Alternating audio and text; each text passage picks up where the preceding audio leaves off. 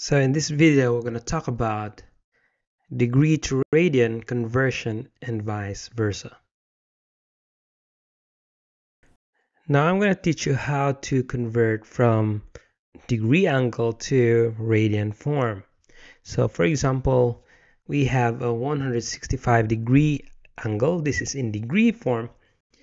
And we can convert this into radian because there is also a radian form of an angle. So usually we convert degree to radian when we are using the angle in computing for an area. So how do we convert a degree to radian form? So from 165 degrees, we multiply this by pi over 180 degrees. It's always pi over 180. So you might ask, where do we get 180? It's always 180 because pi is a radian form of 180 degrees. They are equivalent. Pi is 180 degrees. And pi is a Greek letter. It has a constant value of 3.14, approximately 3.14, but it's an irrational number. It's a never-ending value decimal. So, but we'll just round it up to 2 decimal places. That's 3.14. But in this case, we will not convert. It's unnecessary to convert the pi into 3.14. Just leave it as pi, unless if you're using it for solving for an area. So again, when we convert degree to radian, we multiply the given degree angle by pi over 180. So just multiply directly 165 and pi. So just put it together, 165 pi over 180. So just put it side by side. It means 165 times pi. So just put it together. And then and then reduce it. If it can't be reduced, then that's the answer. So what does it mean by reduce? That means you're going to divide both the top and the bottom by the same number. So 165 and 180 both are, well, they are both divisible by 5. But if you can find some bigger number that can divide both the top and the bottom, then it's faster. But you can just do it step by step, make it slowly, reducing it. Divide it by numbers that you think that can divide both the top and the bottom. It should be the same number. So if you divide 5 at the top, do the same at the bottom. If one of them cannot be divided by that number, then it's not possible to reduce that in that way.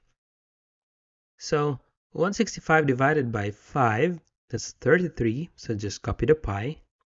And 180 divided by 5 is 36. Or you may not put the degree symbol. So 33 pi or 33 degrees over a pi over 36 degrees. And then both 33 and 36 are divisible by 3. So just divide it by 3. So 33 divided by 3 is 11, and 36 divided by 3 is 12. So it's a trial and error. You have to do trial and error and try to find numbers that can divide both the top and the bottom, until such time that you're convinced that there's no more number that can divide both. Of course, except for 1. So 11 pi over 12, 11 and pi is not anymore having the same or a common divisor. So that's the final answer. So that means 165 degrees in radian is 11 pi over 12. So if you're going to use this radian form of the angle in computing the area, like for the circular sector, you change pi into 3.14 and compute it.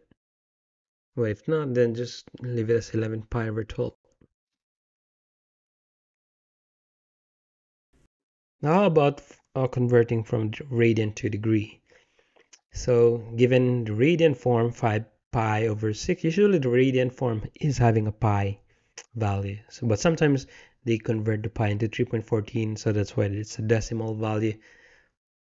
The decimal number. But yeah, that's the common form of radian angle. It has a pi, so 5 pi over 6. But it just means 5 times 3.14. because that's the approximate value of pi. So how do we convert this into degree? So later on, the pi will be gone because it will be cancelled. So we multiply it by the reverse of the previous one, which is 180 over pi. So the pi will be at the bottom if it's from radian to degree. If it's degree to radian, so it's going to be 180 over pi. So then we are going to multiply the numerator by numerator, denominator by the denominator. So 5 pi times 180, so just simply 5 times 180 is 900, and then just copy the pi. Well, the bottom is 6 times pi is just 6 pi. So 900 pi over 6 pi. Then we can cancel the pi, since both the top and the bottom is having a pi. And what's left is 900 over 6, which is equal to 150 degrees. So how do we get 150? We divide 900 divided by 6, which is 150. So 5 pi over 6 radian in degree form is 150 degrees.